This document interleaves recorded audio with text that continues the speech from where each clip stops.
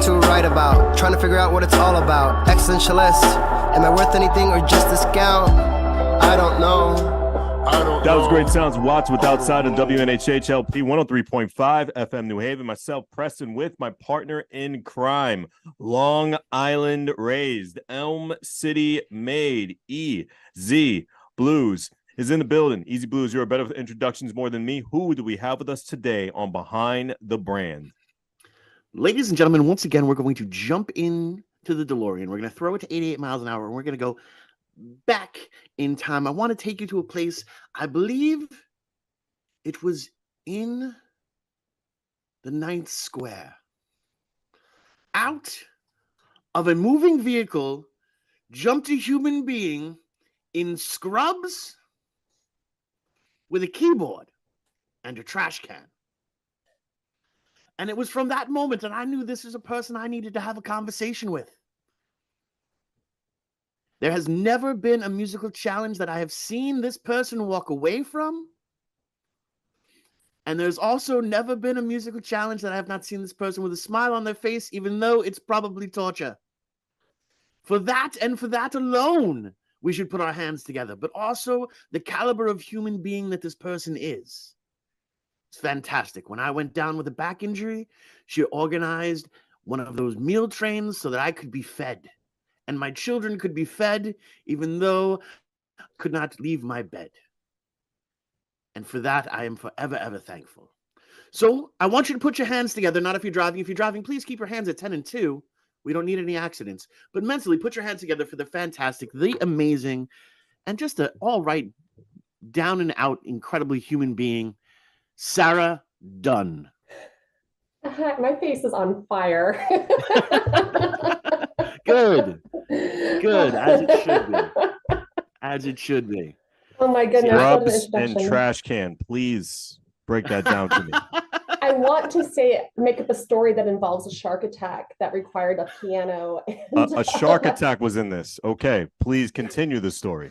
So as the shark was chasing us down State Street, I think Easy and I met at the Rock Lottery. Okay. And so that night I was playing, amongst other things, the keyboard and the trash can.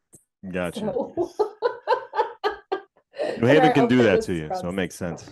Okay. Oh, you have no idea. That's so much fun. I don't know if you're familiar with that New Haven staple, Preston. Oh yeah, I've been to a couple lotteries, and it's you see unique characters.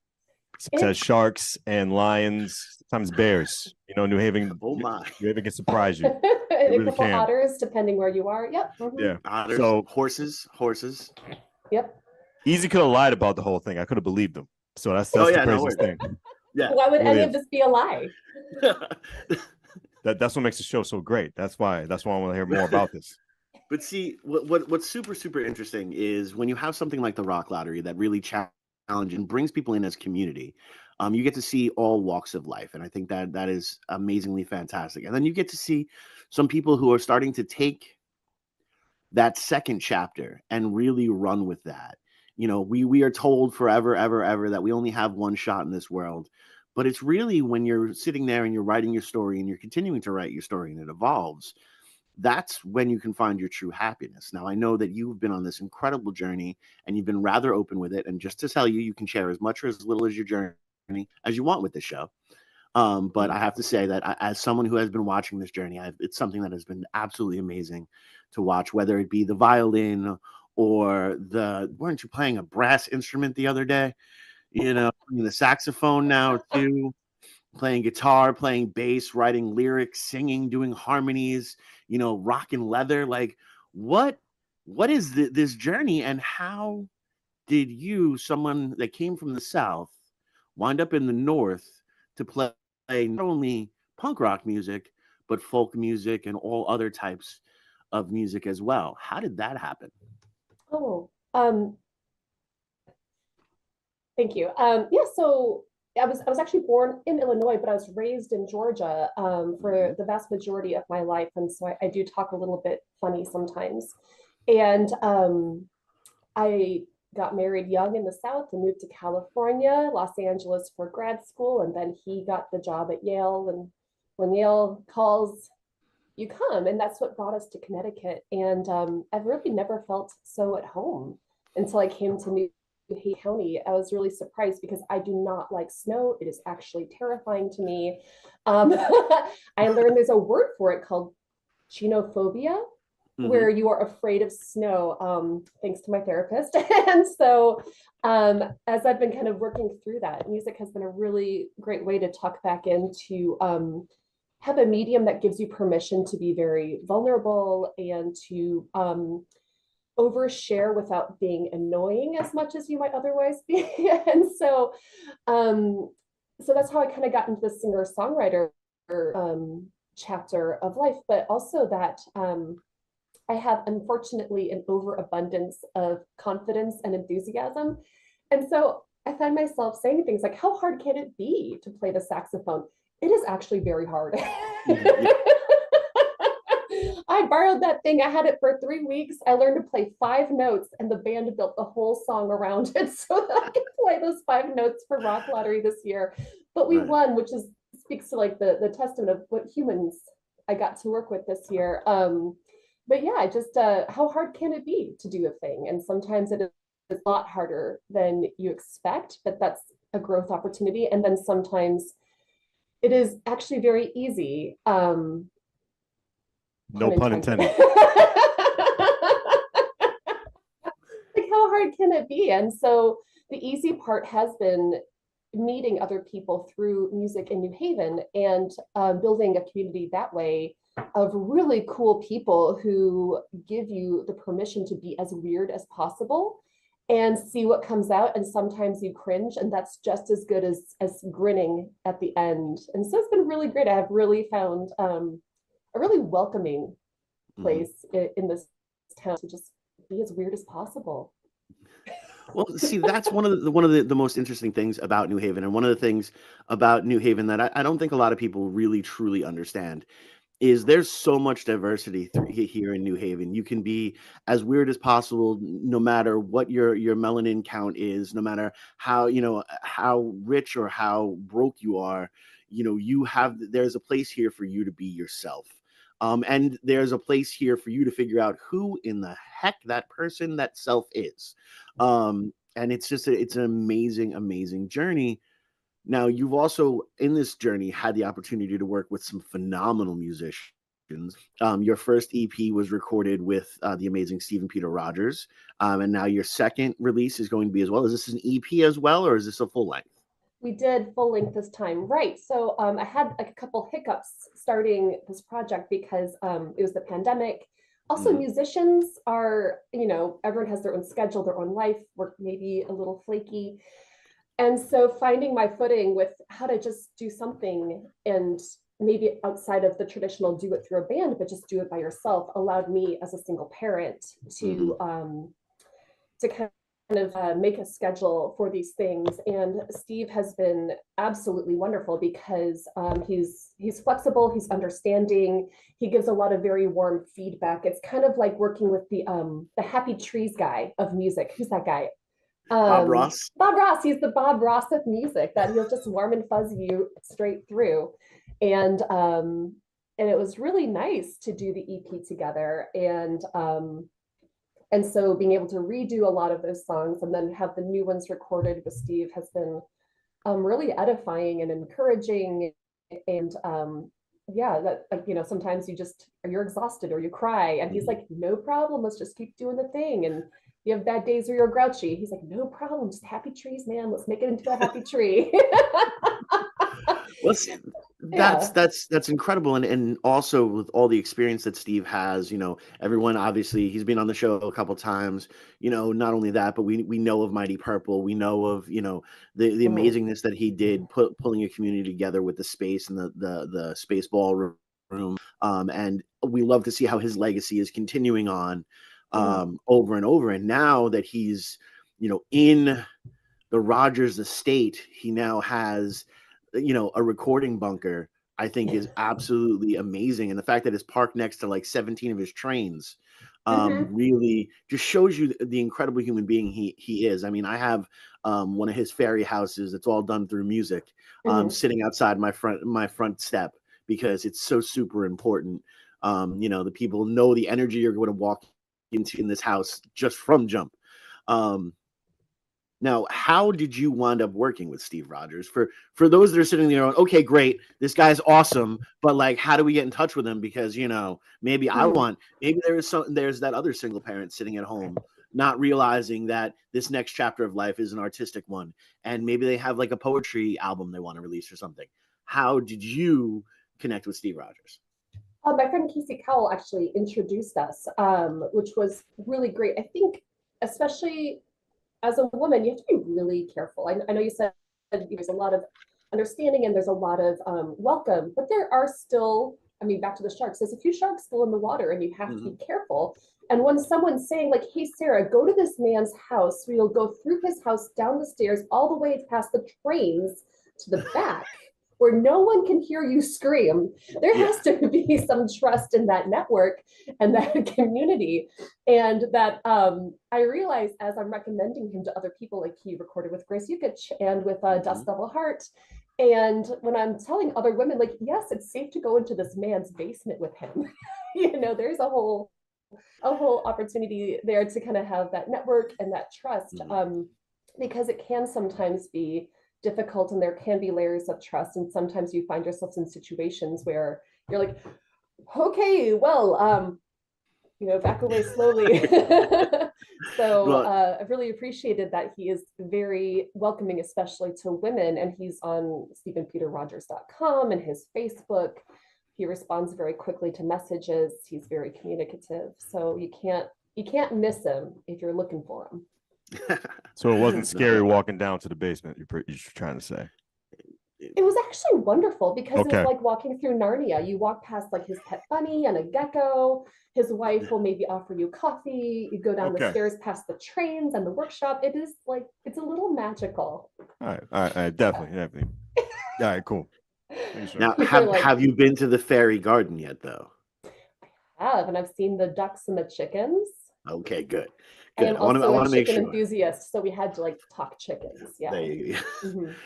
Now that's another thing that I think is absolutely amazing, and something that I've really only come to terms with since being in Connecticut and being in New Haven. Y'all have chickens for fun. Like I have chicken for dinner. How does one go about becoming a chicken enthusiast, but why? So much like a person would have a parrot or a parakeet or something like that, you can own chickens and you never know how much you can love a chicken until you have a pet chicken. I had a friend who was moving and she couldn't take her chickens with her, and she was like, would you like my chickens? I texted a few friends saying, would this be absolutely crazy if I took on yet another pet and responsibility? And they're like, yes, this is absolutely crazy. So I said yes. And the chickens arrived and I'm obsessed with them. I spent the summer building like a bigger like enclosure for them to have a chicken palace. It's now Cluckingham Palace. And but you never know how snuggly they are, and they just like their little noises. So you'll have to both come over and snuggle these chickens. You just haven't lived until you've tried it. I have actually been. No, I was at your neighbor's house with different chickens. They were not your chickens. They were other chickens. So no, I'll definitely have to come and meet the chicken brigade. Kristen is like, I will never snuggle a chicken. I'm looking at his face right now. Like his lips are pursed. He's like, all y'all are crazy. You're right, but it's also wonderful. Teach his own. I'm not gonna doubt the experience. I'm not gonna say anything rude or anything. Teach his own. The magical experience of chicken. The magical experience of chicken gun. You also have to catch the chicken. I mean, if you go back through all of pop culture and different things like that, I mean, Rocky used to have to chase the chickens to work on his hand-eye coordination. Oh, you're right. Yeah. So I mean, it could be a workout thing for you. I'm just saying, it takes all kinds. Absolutely. So Preston, if you're ever training to be a boxer, come to my house. You can chase my chickens. Did you have the same mental challenge learning the piano at 3 years old? Oh gosh. So my parents, they're from a very rural part of the country. They're from Southern Illinois, which in many ways is more Southern than the South. Right. Makes And sense. yeah, it was very like they maybe had 2,000 people. My parents knew each other their whole lives. My grandparents knew each other their whole lives. Like it's very Wow. insular. And there's a lot of poverty in that Mm. place. And learning piano or giving your kids piano lessons was quite like the upper class thing to do. And so when I turned 3, my mom stuck me on that piano. And it was, really a statement for them about like culture and values, about Mhm. investing in these music lessons Right. for their bright upcoming girl. Yeah, so yeah, and then I really wanted to play violin, and so I would Right. take shoe boxes and like rubber bands, and I would build like craft violins in my room. That's awesome. Yeah, and That's like really with awesome. rulers and like make the Mm. bow. And Mm. my mom let me, when I was 9, finally switch to violin, Mm. which I really loved. And so she got me a real violin when I turned 9. And yeah, my poor parents sitting through the they just that must be love. That's what it's like to love your kid, is when they're like, oh. And now I have kids of my own, and my youngest is learning the clarinet. And yeah, I get it. It's like it's I'm afraid that someone's going to call animal control, that there's like a howling creature sounding Now, like. I respect the fact that you build your own violin. Now, were you learning how to read the music at the same time, just building it? Like how it? I'm just trying to get everything in my head, just to visualize it a little bit. Oh, You okay. know, So I'm a huge like how many nerd. strings did you put on the instrument? When you build it yourself, that Yeah. So just sparkles it. you see pictures and you try to Yeah. build it yourself. So, but yeah, a lot of the music that you learn to read Hmm. playing piano easily translates to Mhm. violin, just that whole Right. treble clef situation, unlike other instruments like the saxophone, which everything's transposed. Yeah. And I got like 4 YouTube videos into how to play the saxophone before I learned that part. And I was like, I wouldn't have started if I'd known this was Right. the next part of it. It's so hard. Mm. So all y'all reed instrument people just have nothing but my respect. Have mine too, definitely. Respect. I have Easy's respect too, because he does it with his guitar, so it's crazy. Well, this is what I think is so super interesting, because like for me, I don't consider myself like a phenomenal musician. I can just play anything that you put in front of me. Mm. And it's not, and I'm not going to be able to play a song. Like you're not going to recognize it, but it'll be a piece of music, and you're going to vibe to it. I don't know where it comes from. I remember, one of the latest SP practices. I started picking up the piano and started playing some chords over some of the stuff that we're doing, just to add some extra texture. And I was like, okay, John, for this song, I'm going to do the F and the C, and that's what I'm going to do. He's like, yeah, but this is in the D minor. So I was like, yeah, but if you stay that, you're playing the 7th. So obviously, all those notes are still there. He's like, yeah, you're right. It doesn't make sense, but it totally makes sense. So we're just going to pretend. I was like, yeah, no, I got that from shapes. I knew my hand was going to look like this and Uh-huh. like this, and that's what I Uh-huh. knew. And Mhm. those are the 2 chords I was going to play for that time. And he's like, okay, that works. I have no problem playing the wrong note, because sometimes the wrong note is the right note. I am a student of the Low Monk, and I believe wholeheartedly in everything that he did, and in the madness that made him so awesome. How do you weather this gross? Because this is a gross industry to begin with. Like when you're dealing with the music industry, Mm. it's gross. It's even grosser when you are a woman dealing with the music industry, and I do apologize for that, or at least I try to apologize as much as humanly possible. But you also are able to maintain this incredible positivity in some points in time. Even when I am at the point of like I'm done, I can look over and kind of cipher some of that positive energy from you, and I hope you know that I do that sometimes. Oh, I do that from you Yeah. too, actually, because I'm not always a perky turkey. And so just sometimes you have a day you're just grumpy, or you feel fed up, or you're like, that did not go how I wanted it to. I just want to be in a bad mood. And then Right. you'll be like just opening a box with a t-shirt in it. And I'm like, this is the world I want to live in, where I'm sharing this joy with you. That's Well, a cool that's shirt. yeah, well, and that's a lot of the fun that needs to be out there. That's one of the things that, especially when the pandemic hit, being someone who loves to entertain and to perform as much as I did, I had no idea what I was going to do and how I was going to maintain my own personal sanity. And then I was like, oh, let's do some challenges. And I know that like for a while I was challenged, like I was calling people out on Facebook, being like, okay, I just did this cover of this song acoustically. Here it is. Now I'm challenging you to do this song. They'd be like, I've never heard this song before. I was like, that's great. That's That's the the one I point. want you to do. Play it. And in fact, don't listen to it. Here's just the chords. And just have fun. And but now you've got to tag somebody else, and where you have to have this amount of fun, especially during those super dark times, and with some people who have like the seasonal depression and stuff like that the pandemic hit real hard. That's And this where is we when you began would on the NHHLP 103.5 FM New Haven. Myself, Preston, and my partner in crime, Long Island Rays, Elm City made EZ Blues. Continue, man. No, this is actually when the show began, which is awesome as well. But really, as you are continuing to grow and build, you're taking back layers of yourself, and it's that beautiful onion process.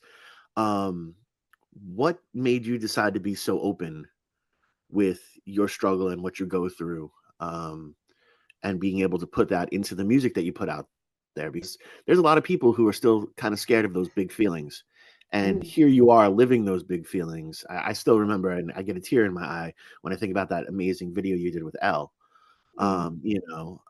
So what is it like to really embrace those moments of vulnerability, especially in a world that tells me, a cis white male, that vulnerability is bad? I can only imagine what it's going to tell, you.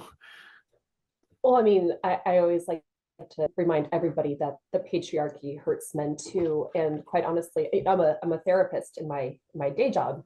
And oftentimes, and I work in healthcare. So I worked in nursing homes all throughout the pandemic, and the massive amounts of life that we lost during that time is still very difficult, but something I often work with men in particular who have health issues or changes in their body or physical ability, is about kind of that vulnerability and the acceptance of help. And personally, I have trouble half doing anything. I either am way too enthusiastic or I don't do it at all. And so when it came to just putting it all out there, I have only one speed, and that's just to throw it all out. And so, but I also I kind of started feeling this way, not everybody is going to be your audience, not everybody is going to be your people. And I've really landed in with some really lovely Care Bear. I call them the Care Bear musicians, like Easy and Zach Anderson, Grace Yukich, and Seth Adam. Like all these folks are just like Care Bears of humanity.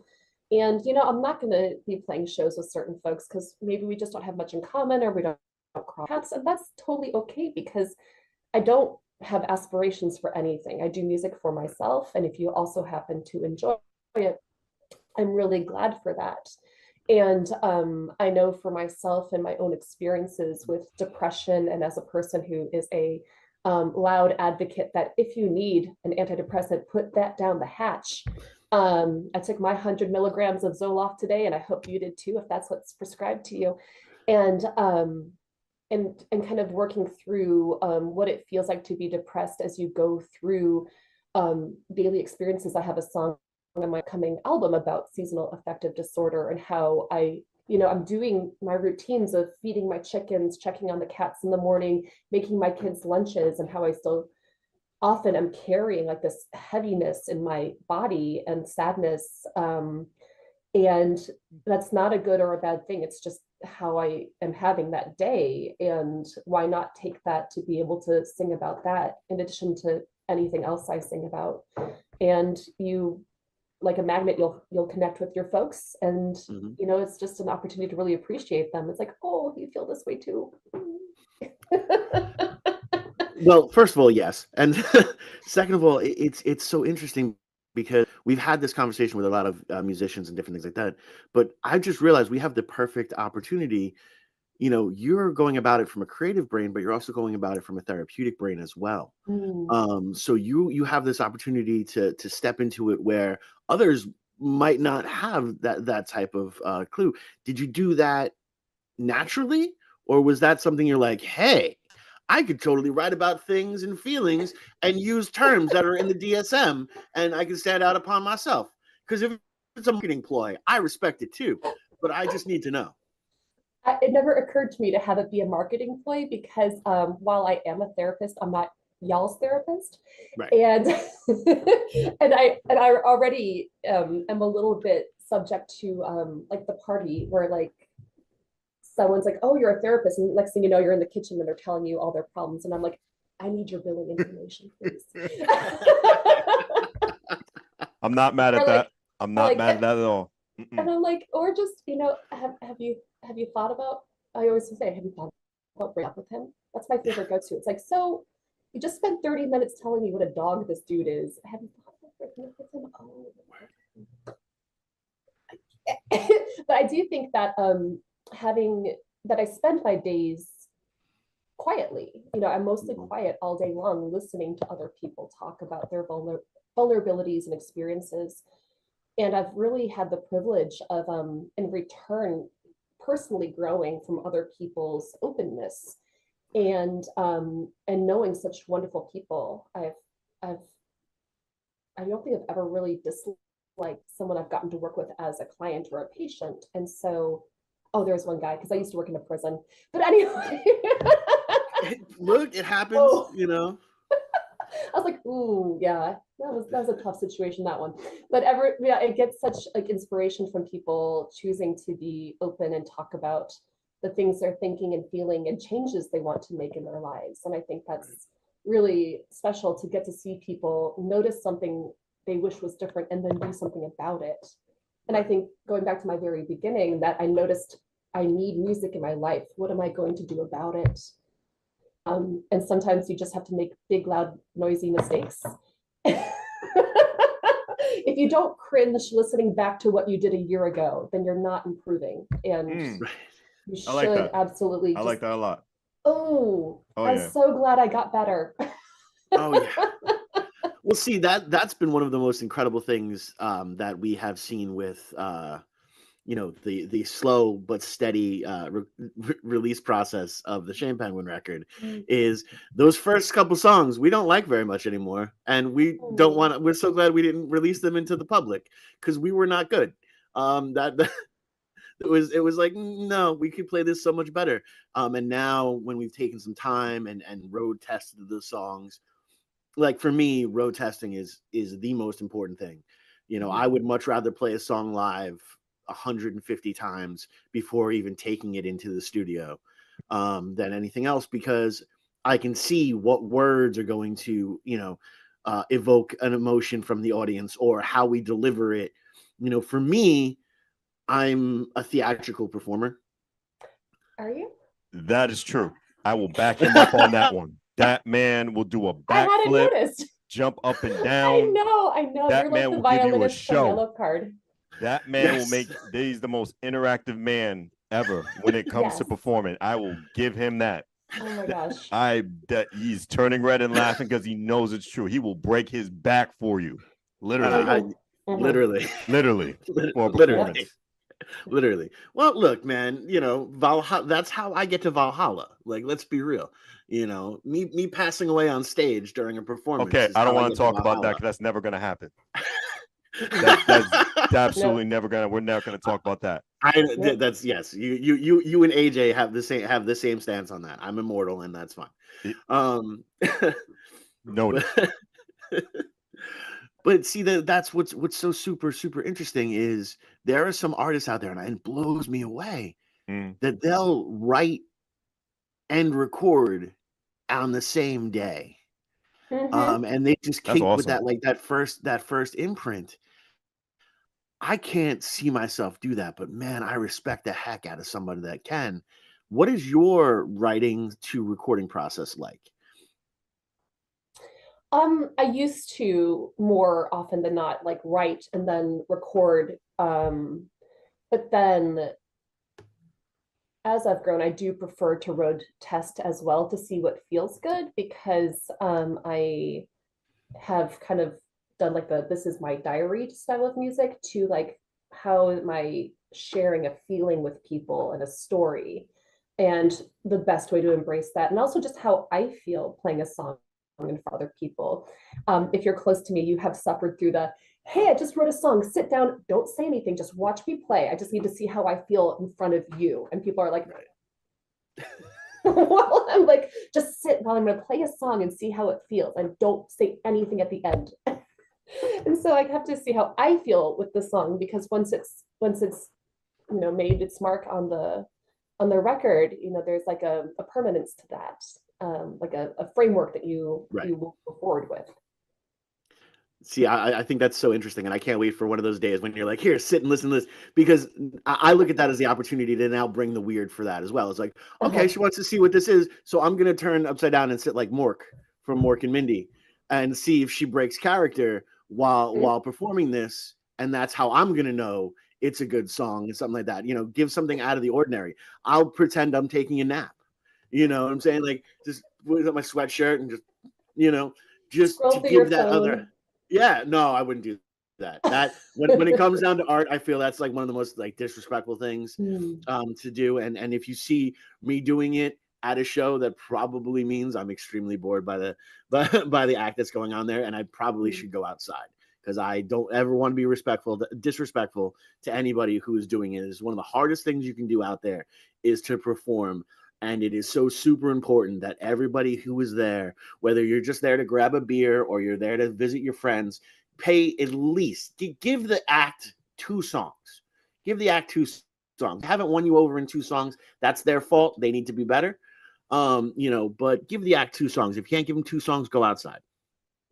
That's all I ask. I have to honestly say, like, people are just so brave when they get up on stage to do a song. I can't imagine not wanting to watch through just to be like, I'm really proud of you. But I think that's also my soccer mom energy, that I'm just like, yes, go, you've got this, you could do it, like, keep going. Live your dream on the stage, man, or chick, or whoever. Yeah, I just want to encourage them and like make them sandwich, even if they're terrible, because like what's terrible to me is not to anyone else. Speaking of reactions, Uh-huh. I'm sorry. Oh, yeah, give me 1 second, and then you can jump right in there, Take as many times as you need. But that's what I thought is so super, super awesomely interesting. What I love so much about the New Haven community is how family friendly it really is. Yeah. I remember being at the State House, standing behind the bar for one of the nights that I was bartending there, and I got to see Josh from OK Company watch his son play a solo, live on that stage. And, to me, the show was Josh staring at his son as his son was playing the thing. That was the entire show for me. This happens over and over again, as especially more and more parents are being like, oh no, I can go out and play music. I don't have to pick I'm a parent or I'm a musician. I can be both. Now, what is that like? I know you've brought your kids to a couple things. Things are, not necessarily age appropriate for children. It's not the era which I grew up in, where my mom had me in a bar at 4. Oh my. No, it's true. It's true. Yeah. She couldn't find a babysitter. She had to work. Yeah. But what so what is that like? When you're actually bringing that curtain back, especially having younger ones. I do it on an older level, but having the younger ones, that's super, super impressionable. So how has that been? And you practice like at your house, they call like Mike, Uncle Mike, Me too. I love Mike Messisko. Yeah, and Barth McNeil is quite the apple of my youngest's eye. Like, oh, he's handsome. And I was like, shoot, girl. Okay. But yeah, I do think that there is an opportunity to have kids kind of enjoy and be exposed to things. I loved playing at 10 Selden, I'm seeing at 10 Selden over a year ago, and there's Continuum and a couple other like metal bands, and they brought their kids and they were in costume, and I was like, yes, like, you're gonna go scream about Satan on stage, and then we're gonna talk about barbecue recipes and the baseball game today. Like, it was just magical. I loved it. Right. I've brought my kids to open mics because I'd rather pay a cover for 3 people than pay for a sitter if I can. Right. And my son fell in love with Caitlin Sheridan.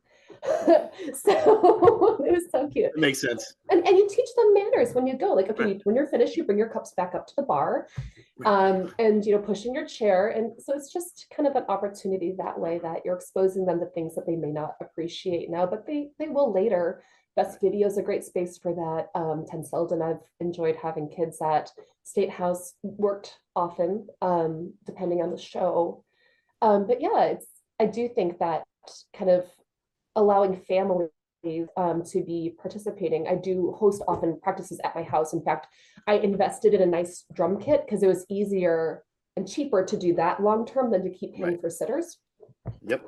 So that's been a really helpful thing. I think oftentimes people don't realize that when you have a mom in the band, one, you've got a minivan or an SUV right there, which is fantastic. Like, you want all your stuff carried to the gig, SUV on hand.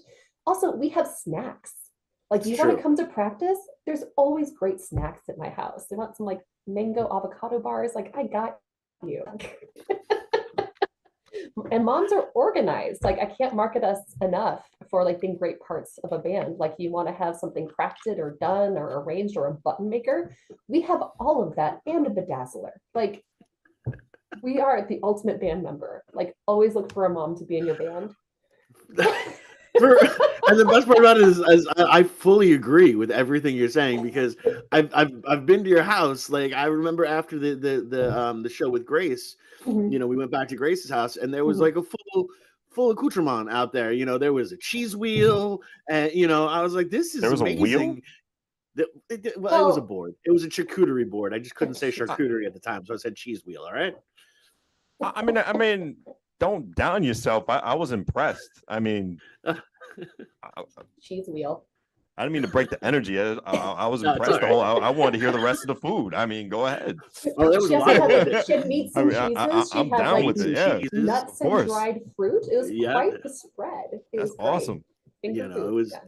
And usually we will play a show and maybe we go back and we get some gas station food that's really bad for you, or we're in Philly and we got the only thing we have to eat is the cookie we got from the front desk, because which was delicious. Don't get me wrong; those cookies are absolutely amazing. And if you have the ability to stay at one of those treetop inns, get that cookie because it was delicious. But sans all of that, as you are continuing to grow and continue to push through, what happens when the children get bit by the bug? Are you going to be like, that's great, you can totally be bit by the bug over there? Or are you going to be like the tiger mom? Now you must practice every second of every day from now until eternity. I am already pretty strict that my oldest plays the flute and my youngest plays the clarinet, and they do practice every day. They have to play their stuff a few times through, and I do force them. And we talk about how it's hard, but that's also kind of the point of playing an instrument when you're 9, 10, 11 is not necessarily to become an excellent flautist. That's such a weird word, flautist. Anyway, sorry, I'm a child. Okay.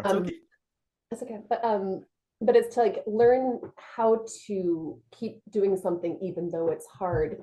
And it was really cute because when I first started trying to play the saxophone for Rock Lottery, my youngest comes to me and goes, "It's okay, Mom, you're going to sound bad at first, but you just have to keep trying." And I was like, "I love you, thank you." It was so cute. I was like, "You figured it out."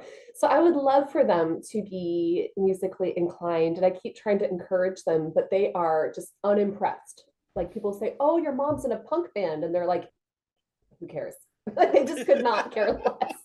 They're not impressed with me. They love me. Right. We have a lot in common, but like, they're just like, "Yeah, that's cool, whatever." Wait until you get to the age where they're out more and stuff like that, and then people, they start to realize how many people and then it's all of a sudden like, "So Mom, when did you get famous?" And you're like, "Kid, I'm not famous, like, at all." I fight with my kids all the time. I'm like, "I'm not famous." And then we won the punk award, and they're like, "What do you mean you're not famous? You're an award winner now." It's like, dude, I'm still the same dad that was here. I'm still gonna rock my shorts to like go to bed and like do what I need to do.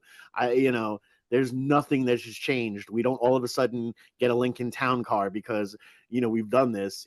We have to continue to go out there and fight for it and move forward to it. Mm-hmm. So how are you going to be navigating that? Because let me tell you, it is an adventure. I just find that so foreign that my kids would even be impressed because they're so unimpressed now. But it's very cool that your kids are recognizing your accomplishment, because that's a regional award. That's not just like a leg lamp in a Christmas story. Like, this is a big deal that you won, and congratulations. It was hard earned and well done. And it's really nice to see my Care Bears like getting their recognition and their acknowledgments for their hard work. I hope that my kids will be so consumed with whatever exciting creative things that they're doing that they won't even notice me or what I've done, because my youngest is definitely the CEO of the house. And so, like, whatever happens, it's like it's their show. And my son, who's now 11, he's the normal one, and he's just like, whatever, guys. He's like so over. So when is your youngest going to start booking you? Oh my gosh, they're already the CEO of the house. They're booking themselves for their own art shows. I think you can see some of their their cat paintings over very well done. Very well done. I like the really color play. It's a whole thing. There's these cat paintings all over from that one. But they're booking their own art shows, so stay tuned for Kaz Dunn and their burgeoning painting career. Nice. Maybe one day a rock clarinetist. I don't know. Maybe a rock clarinetist, or who knows? Maybe a live painter during a rock lottery performance. Maybe that'll be their instrument. Live streamed on WNHHLP 103.5 FM New Haven. Myself, Preston, and my partner in crime, Long Island Rays, Elm City made EZ BlueZ is in the building with Sarah Dunn on Behind the Brand. Go ahead, Easy. No, it's super interesting when you see things like that. But I wanted to actually get back to the point you were going to make. Do you remember that, boss? Point I was going to make? Yeah, okay. you were going to make a point, and then I jumped through it. But I want to hear your questions. Okay, let me just say something. Wow. Let me say something again. Okay, now I remember what the hell I was going to say. All right, Sarah. Throughout all the songs and all your art pieces, just throughout your whole journey in music, what track or what thing that surprised you the most with the audience or someone reacting to your material that you thought was mediocre, that just got outstanding, great reaction that you did not see coming your way? Yeah, I get a lot of reaction for my song Whiskey Summer Nights, which is about being freshly single in your early 30s after being married and like not knowing how to date or have hookups or ask someone to leave. Oh man.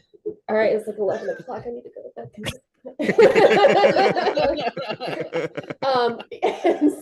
And like not knowing how to be emotionally available. And so people give me a lot of like really positive feedback, and they say, oh, it sounds like something Loretta Lynn would sing and all these things. And I'm just like, that's my least. I'm like, really? I find that to be just like a weird song, but I'm really glad everybody likes it. Maybe a lot of people relate to that, not knowing how to be a person in public, much less like have a relationship. Right. So, oh man. Yeah. Well, that's people really don't understand, when everything does switch and you do have to go through these different aspects of it, and there are these different points of view. Uncle Frank Zappa said it the best: all original music's already been done by people with powdered wigs, so just do you and do it to the best of your ability. I talk about Kevin Smith saying it all the time. There's only like 7 particular stories in the entire world. And it's the only thing that makes them original is your point of view, and how you're going through that.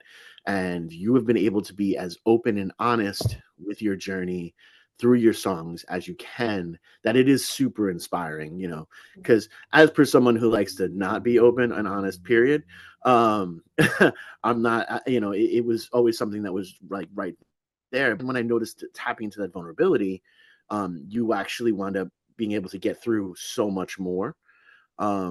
So are you going to continue down that path of dealing with the vulnerable writing, or are you going now just to like the Taylor Swift aspect of it of I'm just going to do a couple songs, 3 chords, and a whole lot of fa la la, and everything is good? You know, Taylor's my girl. I'm a middle-aged white woman in the suburbs. Like I'm obligated, but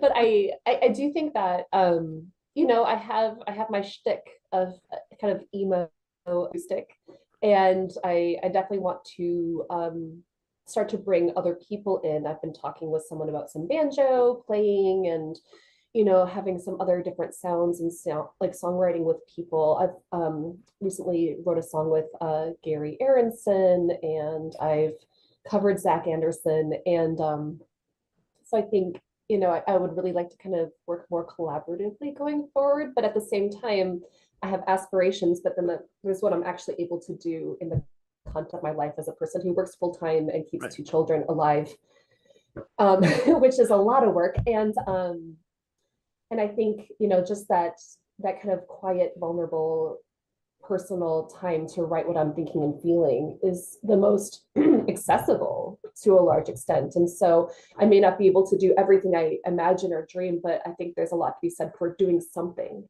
and always having that kind of forward motion and always be making, to never get out of the habit of practicing creativity and sitting down to just do something, even if you never look at it again.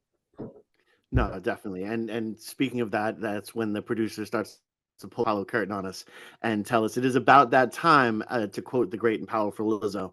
I just wanted to give this time for you to tell people how they can connect with you, how they can, invest in what you're doing, and how they can help support you in your new growth and, celebrate the new record. And also just one thing that you're grateful for. I am extremely grateful for living in a community where we are on the day-to-day safe and working together to make things better and acknowledging our growth opportunities for racial justice and gender equality and for health and human rights for all people in the Newton County area. I just really appreciate that there are a lot of people working to find ways to plug everybody in for safety and health. And so that's something I'm grateful for. That was so corny. That just came out of my mouth. Okay. That was wonderful. Okay. Here we are. That was wonderful. Oh gosh. That was so pageant-y. That was so pageant-y. I just love that. I took pageants from the South. But so you can always find me on Sarah Dunn Music on Facebook, Instagram, and I'm on Spotify and Amazon Music and Apple Music, sarahdunnmusic.com. There's a couple other Sarah Dunns out there, and they are wonderful. So support them too, but Sarah Dunn Music is me.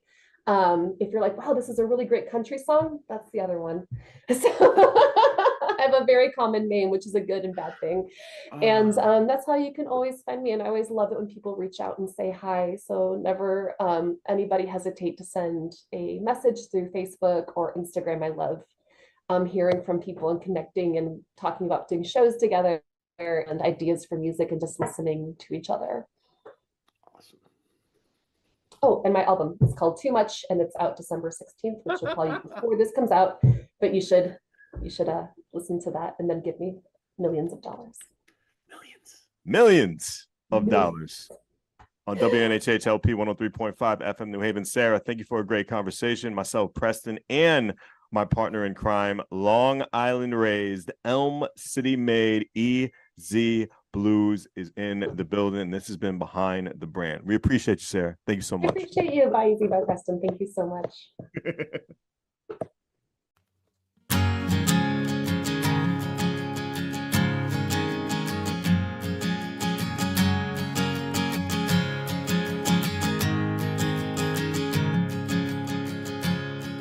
Oh, babe, you said it wasn't right, and then you turned your head.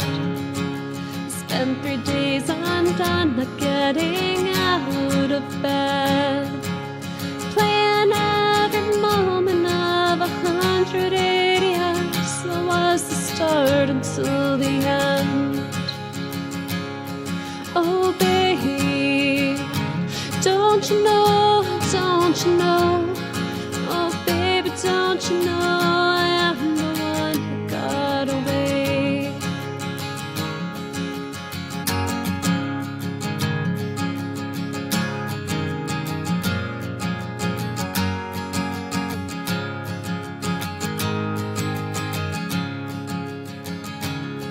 Oh, babe, I wore it all for you, for you, for you to choose.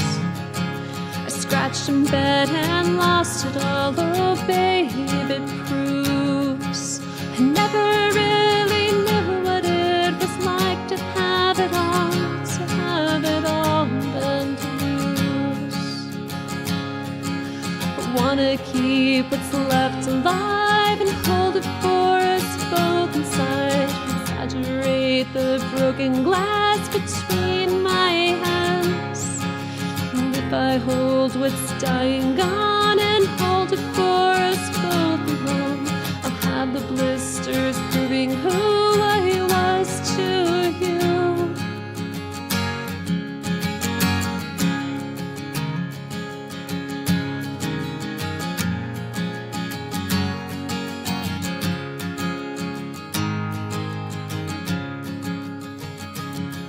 Oh, babe, don't you know, don't you know?